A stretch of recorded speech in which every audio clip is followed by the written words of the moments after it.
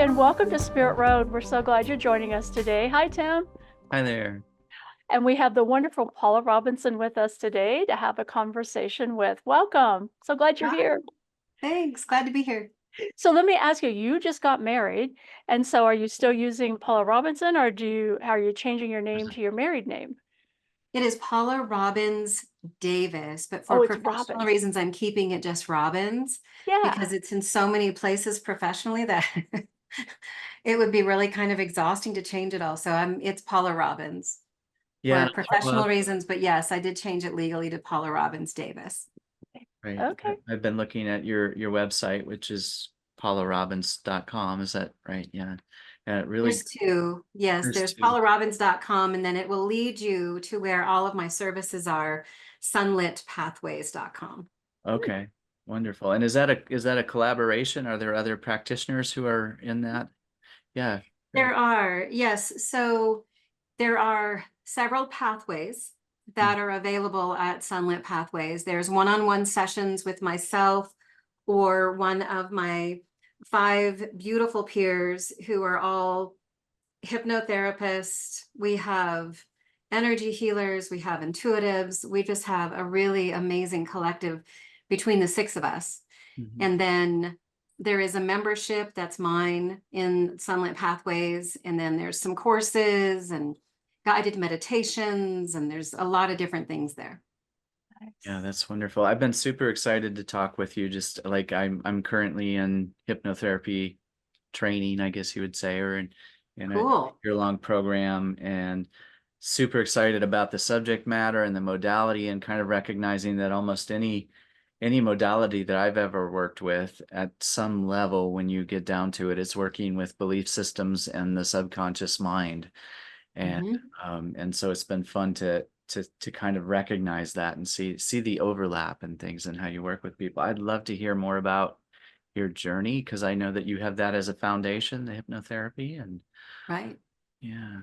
So, gosh, I love sharing this story because it was really just so synchronistic. It was like magic, the way it all came together. So I'd been in corporate America for 16 years prior to being a hypnotherapist. And at around year 13, I started like burning out. I started recognizing this isn't working anymore. I'm really struggling. I need to move into something else. So I just started praying. I'm like, all right, God, where do you want me?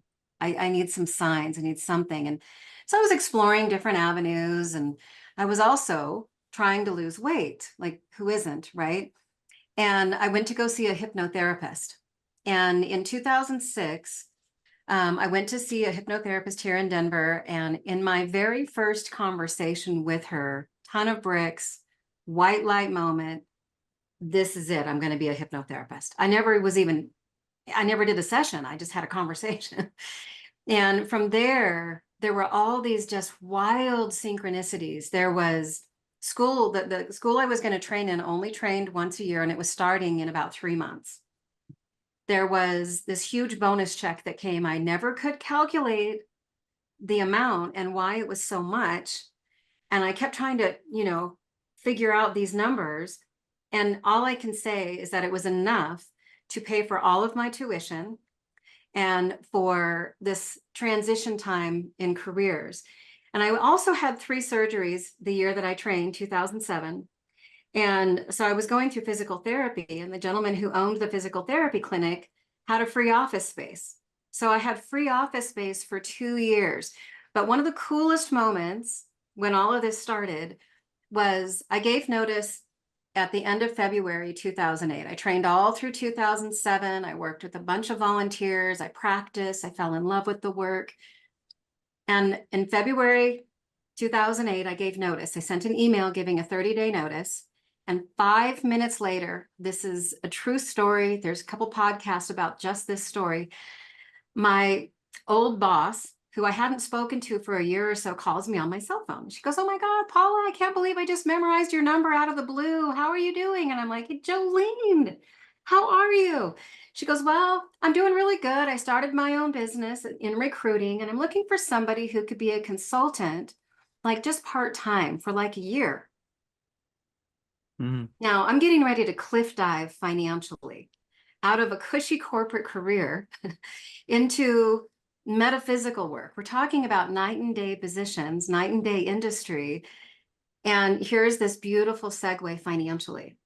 5 minutes after I gave notice. So it all just came together amazingly. And it's been like that. I mean, there's several other of these moments in the last 17 years that I just am always surprised by. I'm always elated by. I'm always so grateful.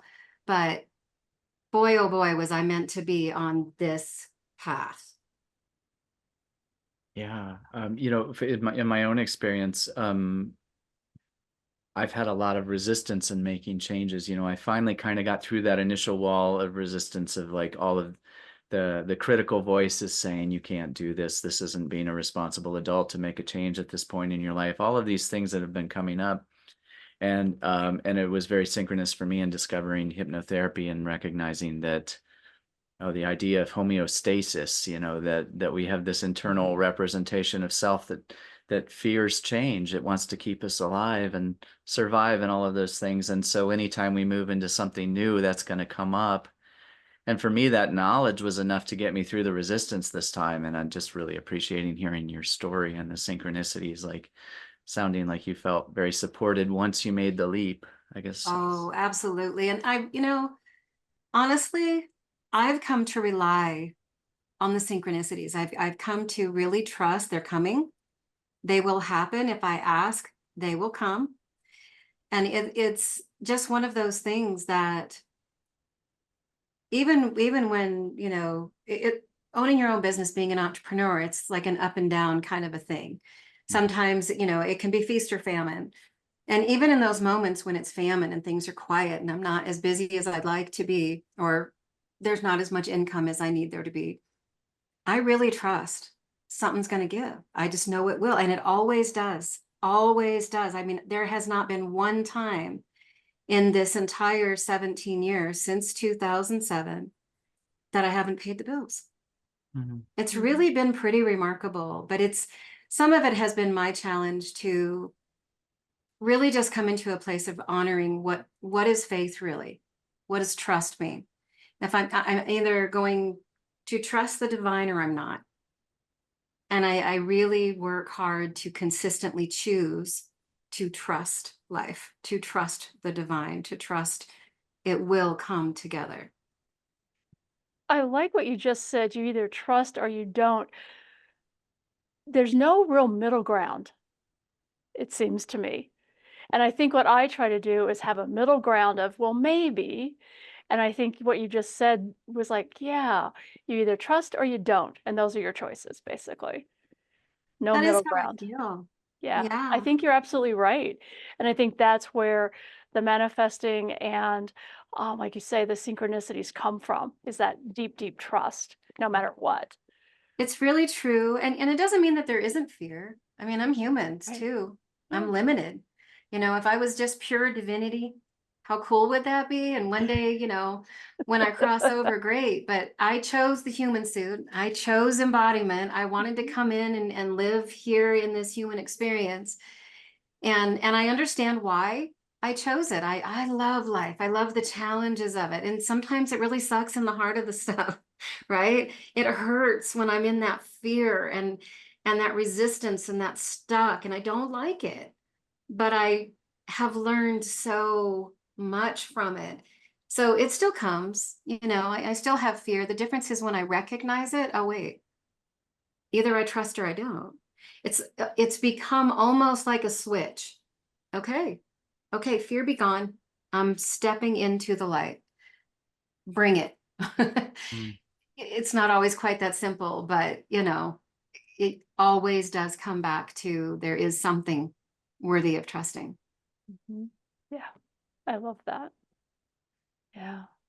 So you mentioned or earlier this idea of well, I guess I wonder with hypnotherapy and the bringing in the spiritual and the metaphysical and things, how do you I'm wondering how you hold space for those practices. Like, do you see them aligned, or was it kind of a journey to for me, like, and I'll just share, like, in my own journey, I've been a very spiritual person who has had a lot of metaphysical experiences, but I almost went through a little bit of an existential crisis when I learned how powerful our beliefs are, learning neuro-linguistic programming and this idea that we do have this internal representation of self, and it really literally will affect how we experience the world. That we delete, distort, and generalize things as they're coming in to kind of fit in our map of our experiences of the world. And there was this little bit of a shifting or space where there was a while where I was having to redefine how I viewed the metaphysical. And I think I'm coming back to where they're all balanced again. I'm just curious if like you had a journey with that, like as you're learning the science of mind, how you balance it with um, the more metaphysical aspects of synchronicities and manifestation and the quantum realm of possibility from which all things stem. It's there's like a lot going on, right? What a great question.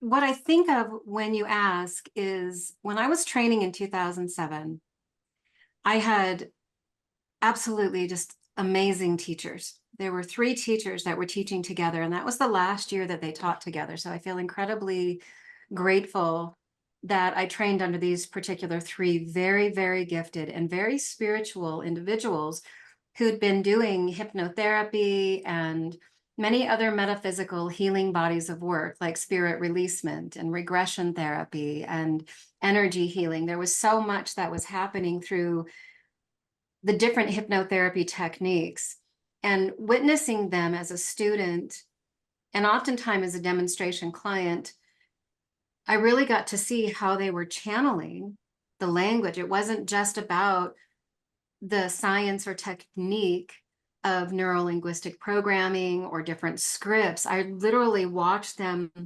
weave language and light into a hypnotherapy session that there was no way anyone could have ever scripted that. And prior to taking this training, I've always been very intuitive. I've always been a healer since I was a very little girl. I didn't know that until I was much older, but I've always been very inherent to being empathic, to wanting to touch somebody if they're hurting or sad, put my hands on their face or their heart. So those pieces were so fascinating to me to witness. I'm very lucky to have witnessed that in the way that they teach. But then what I also learned very quickly, and this is Paula language, is that there are 2 schools of hypnotherapy. There is traditional hypnotherapy training, which is mostly metaphor, your body is a castle, you're climbing the mountain of purpose type of thing, and suggestion. It's just talking to the subconscious. And then there is metaphysical hypnotherapy or transpersonal hypnotherapy, where you're working with the subconscious and the soul to address the root causes of the wounds that are there. And this is the work I was so fascinated by. And there's a lot of stories as to why this became the work relative to distance healing and remote healing in the higher plane, using surrogates, things like that, that was just so miraculous to me that I wanted to learn everything there was to do, everything I could relative to the metaphysical techniques. And within probably about a year, 2 years, I started recognizing that I was channeling. I remember sitting in a session, doing a regression therapy session. And with regression therapy, you regress to the root cause of an issue, and then you bring healing to that experience in that past moment, wherever it is, this life, another life. And then you go back and revisit it, and it's typically rewritten by the client. I don't have anything to do with it. But in the heart of one of those sessions, I got kind of stumped, and I wasn't exactly sure how to weave through with what I'd been trained with. So I kind of closed my eyes and I breathed. I was breathing in light. I say this all the time, breathe in light. It's probably my favorite thing to say and favorite thing to do. And all of a sudden, this flow of language started coming out, and I watched a transformation energetically, and I felt it empathically, unlike anything I'd experienced in my, a couple of years of training and my first year and a half in practice. And I was like, whoa, did I do that? And on one hand, the answer was yes, I did. I channeled. And on the other hand, it was like, no, they did it. They did it for me. Like they came right in and guided me through this really painful wound for this person. And I was like, whoa, okay. I did what I watched my instructors do. And I was just so blown away by it. And it's been like that ever since. That created a degree of trust in myself, in the work, in the fact that I'm never alone, that when you work as a healer, you are channeling. And it was really just, it was so powerful. So that would probably be the thing I would encourage you to play with, Tim, is recognize this light you carry, because it's so bright, it's so beautiful, it's so gracious. Let it shine, because they'll walk right through you. There's no question in my mind, they will walk with you. That is really beautiful. Thank you for that. Yeah, truly.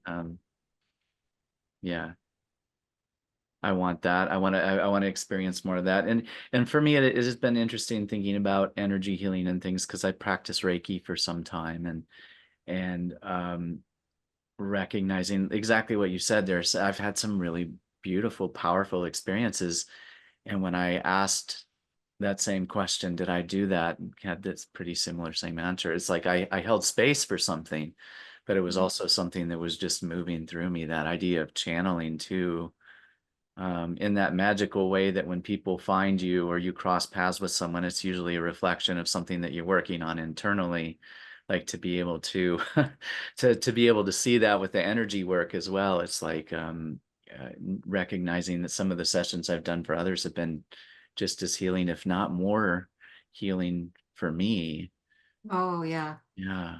Such a light switch. When I have 3 or 4 or 5 or 6 clients in a row with the same topic, I'm like, okay, you're trying to tell me something?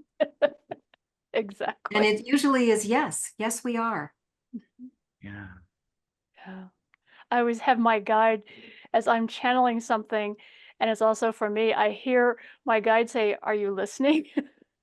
And it's like, I am. Right? Yeah, Right. yeah. So when you like in your current experience, your current practice, hypnotherapy is still a foundation, but I know you work with a lot of different modalities and techniques and ideas. Like what's currently resonating for you? Or I mean, I'm sure it all is, but like do you have any interests or areas that you're focusing on? My membership is probably the area of focus that I'm really enjoying right now. So I've got a membership called the Lighthouse, and there are 4 live gatherings a month. One of them is a live group hypnotherapy session for members, and it's super low priced right now.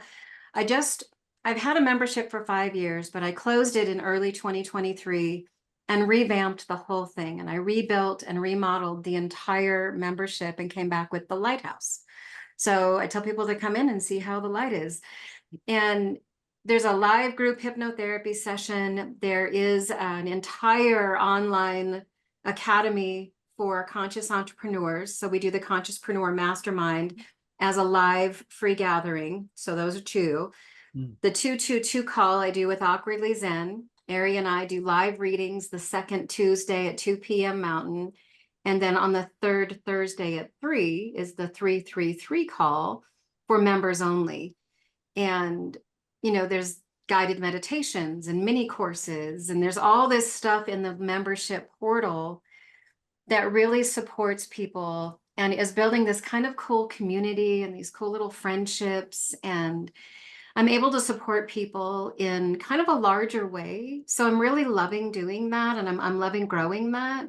I do still see clients one-on-one, and I probably will for at least a couple more decades. I have such a love for being a part of somebody's transformation when they heal.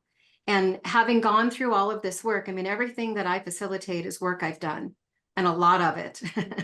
So when I work with others, I have a very set pathway that I take people through with cellular release therapy and hypnotherapy one-on-one that is really just, it's so beautiful to watch them shift and change and transform into feeling safer and feeling more peaceful internally and coming into a place of joy and, you know, worthiness.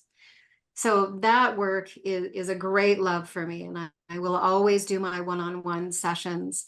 I'm getting ready to write some books. I'm excited. I've been talking about it for a few decades, like many other authors.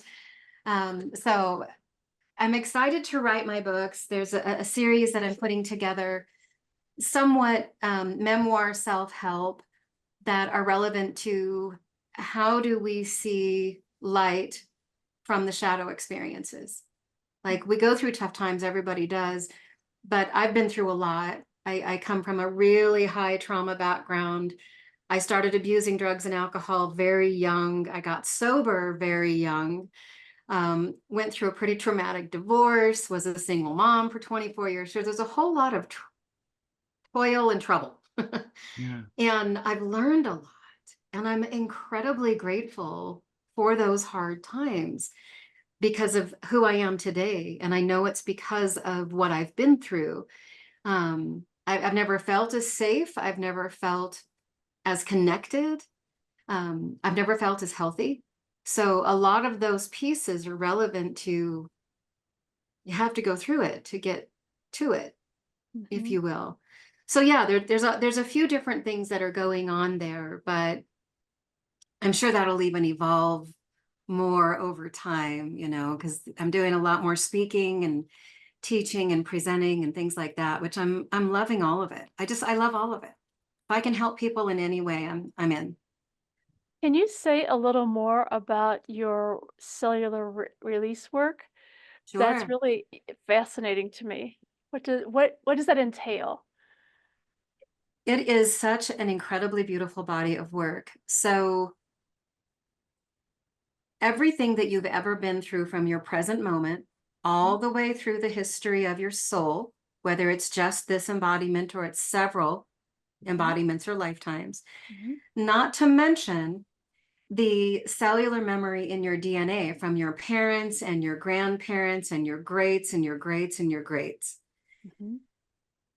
When we have an experience that is emotional, we have a cellular reaction, and our body creates a chemical cocktail. This could be adrenaline or cortisol. It could be endorphins or dopamine. There's about 200 neural peptides and hormones that release with any given emotion. Then your cells recreate themselves every 24 hours for years, for your whole life.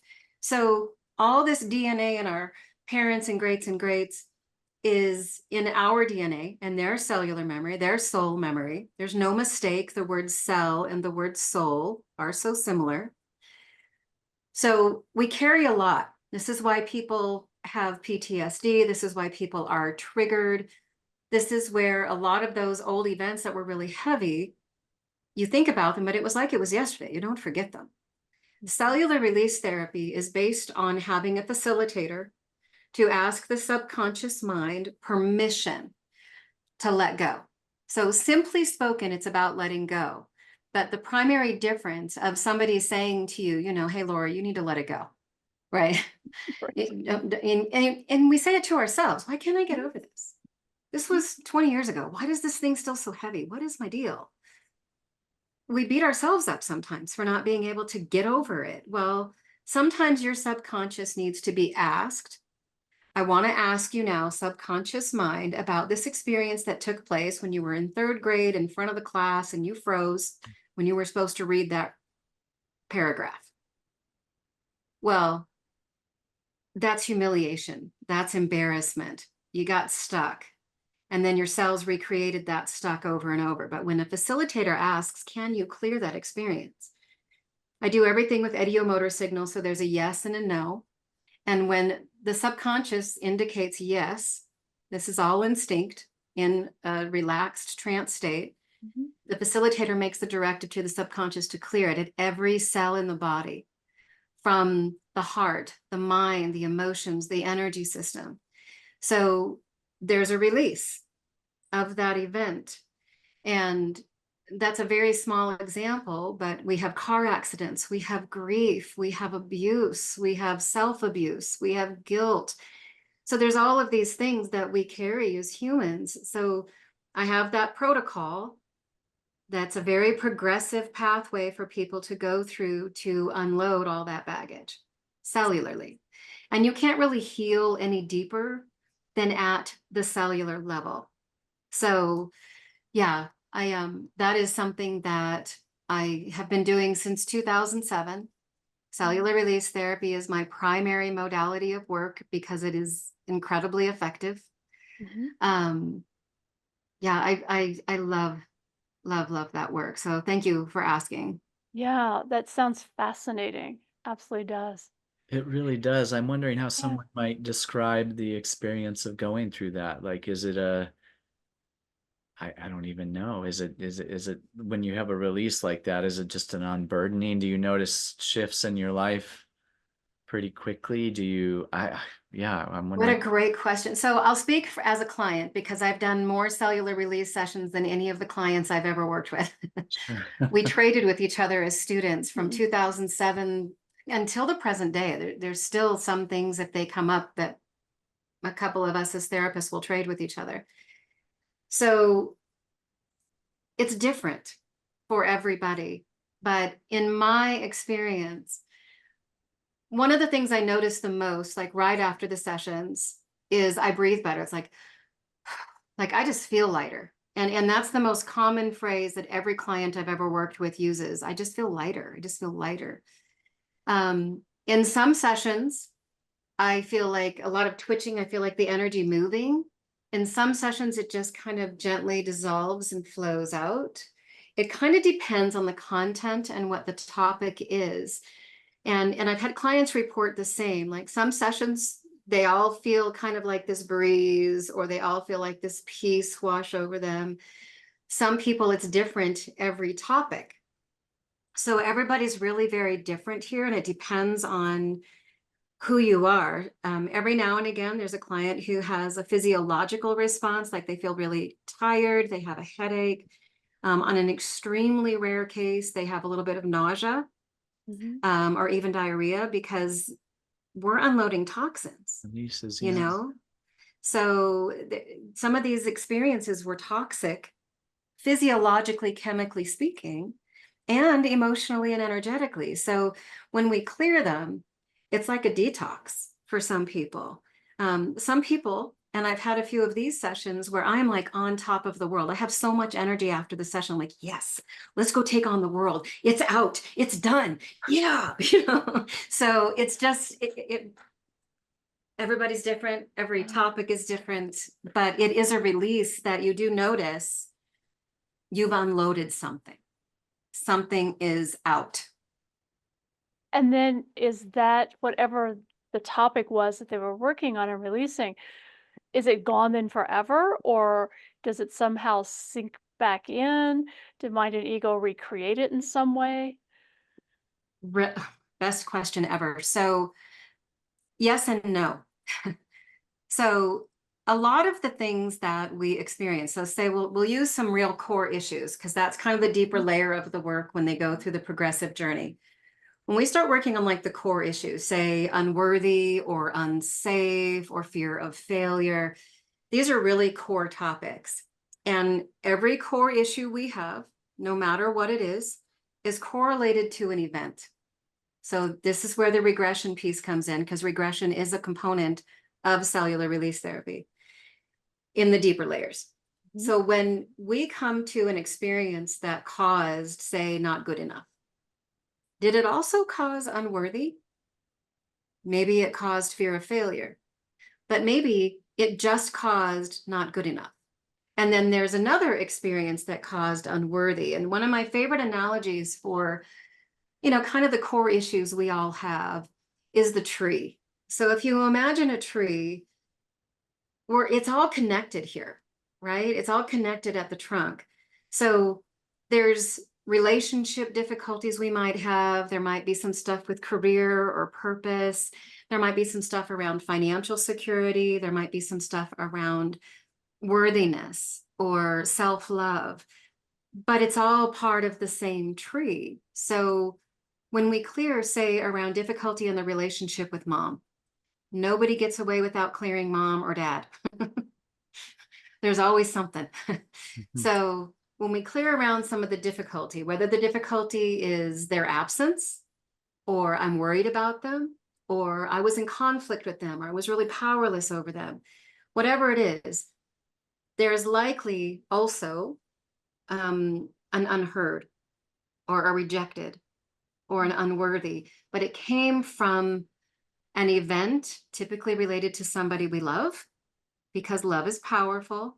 So it's all correlated. So does it clear forever? To a degree, yes. There's a shift in, say, the clearing around a person where you notice like a healthy, loving detachment. And then you recognize, okay, that part's cleared, but the impact of it is still over here in the misunderstood or unimportant category. You see? So there's usually more than one core issue to address.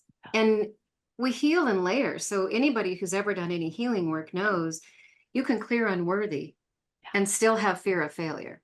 Yes. You can clear imposter syndrome or fear of failure and still recognize that there's other stuff that you still may need to get to.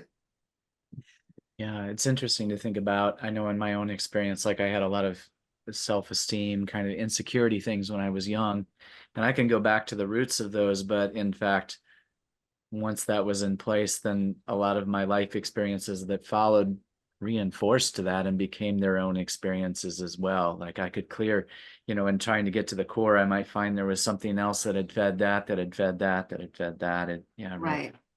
Layers. And when we clear seed experiences, it is plural. There is very rarely just one.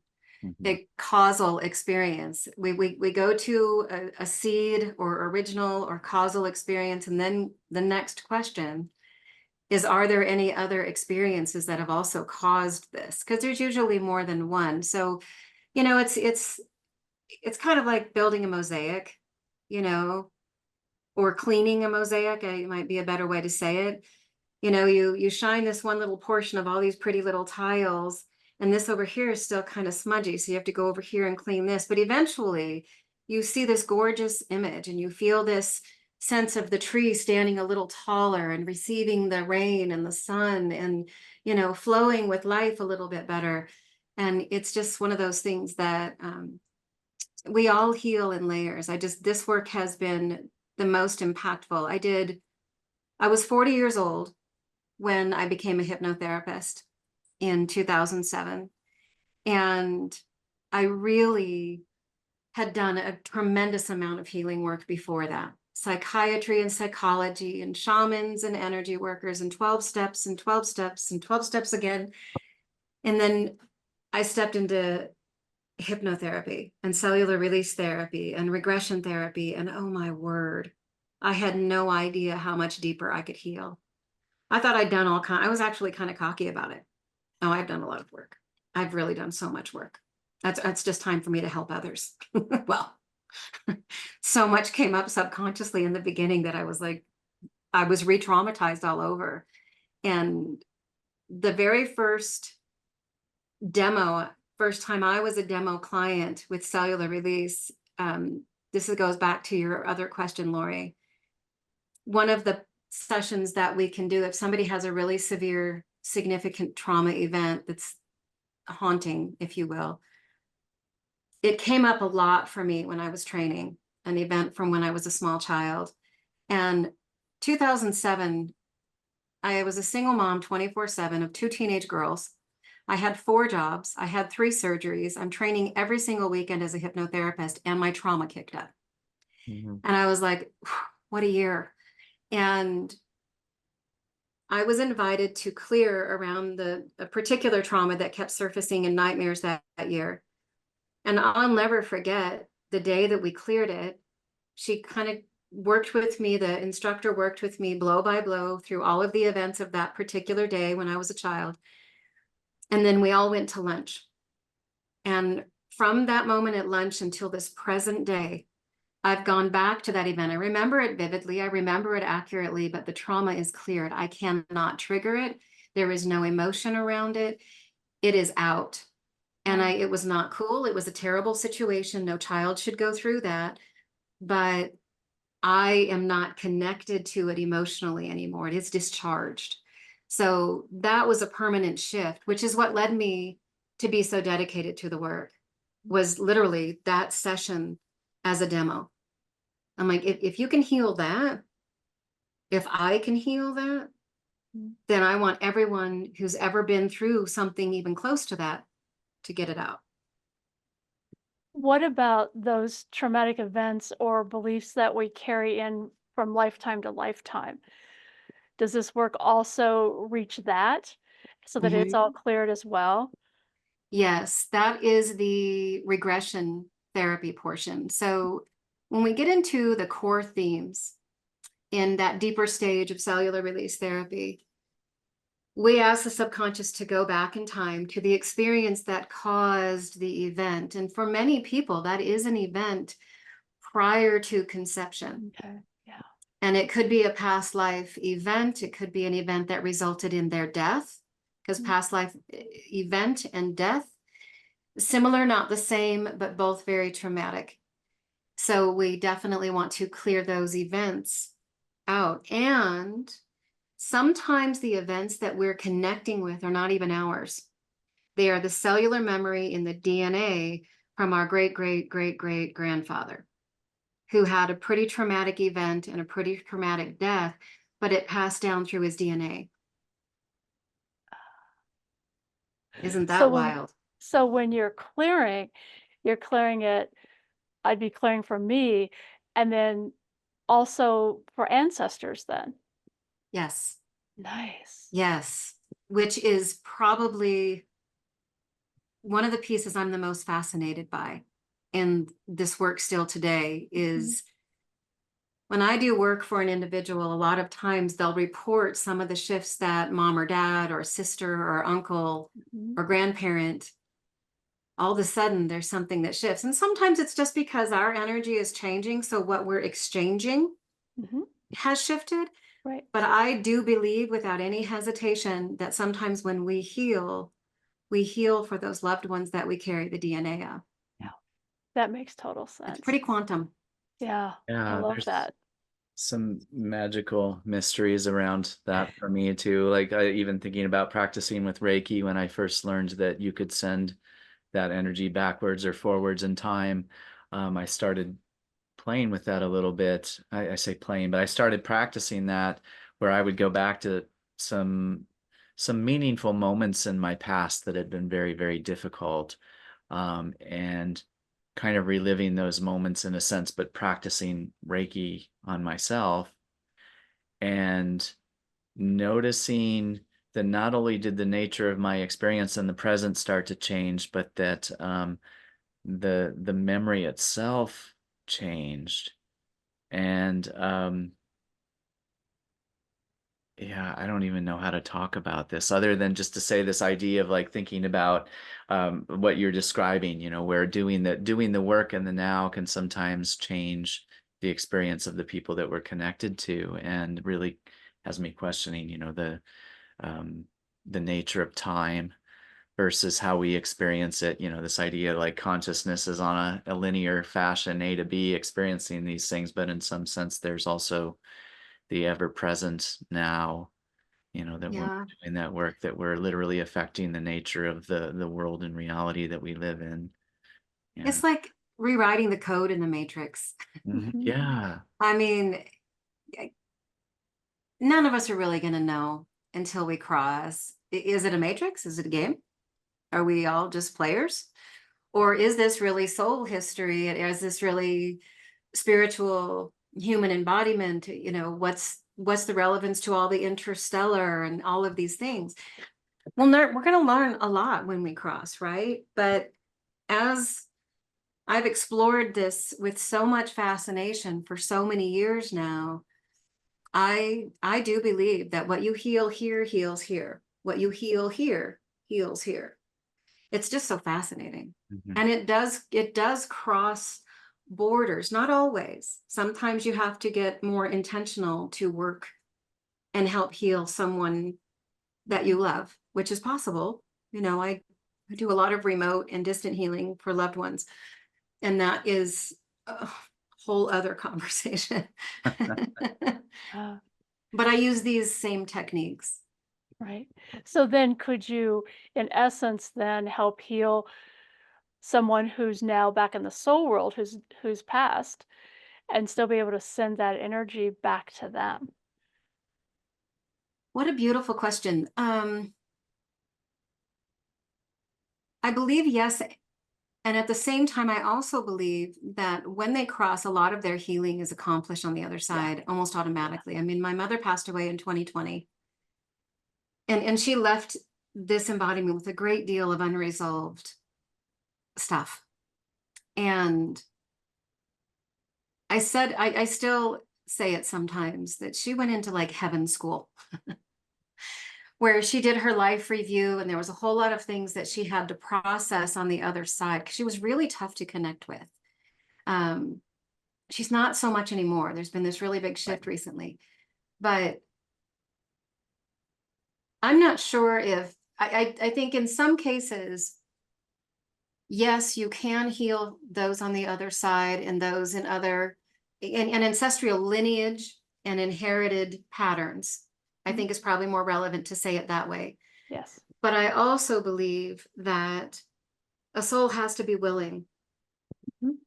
And in many cases across that quantum leap into ancestral lineage and into the heavenly plane or the higher dimensions, I think a lot of them are willing to allow it. I think they're ready, and they kind of pick one of us. In the coming generations, you're it. You're the one who's changing all the family stuff. You're breaking the chains, you know. And I'm super honored that Yeah. I have broken some pretty strong generational chains in my family. That is so cool. Yeah. Yeah.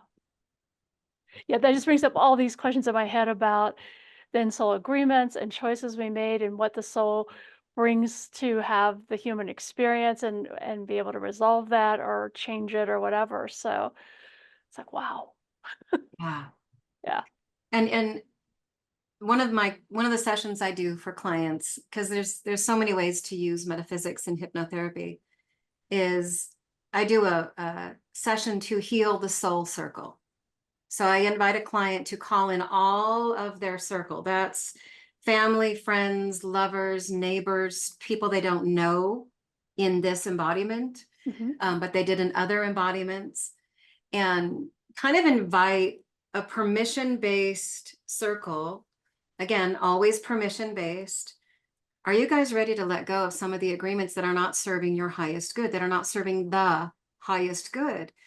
And it's a pretty powerhouse experience to facilitate, because I just, it's like watching, it's almost like if you can imagine, like the inside of a golf ball is made of rubber bands, you know, all those tight rubber bands, and it's like somebody slices through it and all this stuff just goes. It's just fascinating energetically to witness and to facilitate. And to hear kind of the backstories later, you won't believe what happened in my family. You won't believe the conversation I had with my sister. I mean, it's so cool.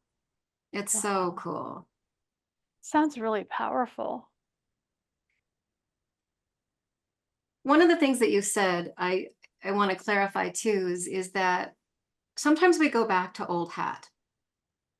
Like if we have neural pathways, just like this part in my hair, Mhm. right? I mean, my hair naturally falls like this. This is just how it goes. Mhm. However, so it's easy for me to go back to this hairstyle all the time. However, this is funny. I'm going to try to change it. I'm going to go to these neural pathways. That looks a little weird. right? This doesn't fall so naturally. You can see there's a part, but it doesn't fall as naturally. So it takes a lot of work for this. So I'd have to do this every day. Every day, every day, every day, get used to it. And maybe it might start to look natural, but no, watch this. Just naturally went right back to that. Mhm. Sorry, like my Beyonce look with my hot room and my little fan. I could never demo that. Oh, I mean, I use that as an analogy because one, it's funny to me, and two, we do sometimes, because familiar is comfortable, Yes. go back to, even though we might have cleared and healed, sometimes we go back to what is familiar just because it is familiar. Yes. Doesn't mean it's healthy. It doesn't mean it isn't toxic. It doesn't mean it doesn't hurt. We're just used to it. Mhm. So it takes a little of adjusting sometimes to get used to a new way of being. It's really being, for me, it's always been about being willing to sit with the discomfort for a while Right. until it becomes a little more comfortable over time. Yeah. Right. Yeah, I've been trying to reframe my own journey with that too, like almost to recognize like if something feels uncomfortable, it might actually be a good thing. Might mean that I'm moving into new territory or that it's important to me. So, it Mhm. feels uncomfortable or stressful because there's something valuable there to uncover. And if I can look at that, like I'm trying to train myself to yeah, become more comfortable with my discomfort. Mhm. Knowing that that can lead to lasting, impactful change. I will never, ever forget my first session doing regression therapy as a client and coming into the awareness that this particular life theme was something I chose. So it was the topic of abandonment. There's been a lot of it. And we regressed to the cause experience, which was a past life experience. And then going through all of the events in that life and in the life between lives and the higher plane and what my soul was choosing at the time, I came out of that session with so much wisdom about how much we choose.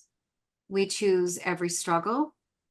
We choose all of the fights that we go through in our embodiment, and we choose them with purpose and intention. I want to overcome that. I want to grow through that. It's so fascinating to explore, like, why would I choose that? And then when you get there and you see it and you understand it, you're like, oh, I mean, so enlightening. It's What kind took of me a long time to figure out is the human being wouldn't choose that because my mind is like, and my ego are like, are you crazy? But as a soul, the soul's like, yeah, let's go for it. And it's hard sometimes. It took me a while to make that discernment because, Right, yeah, as a human being, heck no, I wouldn't put myself through that. But as a soul, man, I'm just all about it. Let's try the right, really hard way. right, Yeah. right. And I'm kind of bound and determined to heal as much of it as I can in this Yes. embodiment because I don't want to come back. You know, I Yes. mean, I'll be honest. I feel like I've been reincarnated quite a few times, reincarnated a few hundred times, but I kind of want to stay over there. I want to become a guide. I want to help people from a higher plane. So I want to heal as much of it as I can in this embodiment because I don't want to come back and do it again. At least I don't think so. I mean, of course, I don't know what I'm going to feel like on the other side, but as I sit here, that's kind of the intention I've set. Mhm. Yeah, well, it'll be interesting to see what your soul decides when you finally get to the other side. Yeah. Yeah. Hope it's a while. I hope I'm here for a while. I've got a lot left to do. Yeah, absolutely. Well, Paula, Yeah. this has been really wonderful. Yeah, thank you so much for joining us today. Yes. Oh, yeah. What an honor. I just adore you both. And I so appreciate Aw, being invited. Thank you. Yeah, we'll love to have thank you you. back. So. Yes.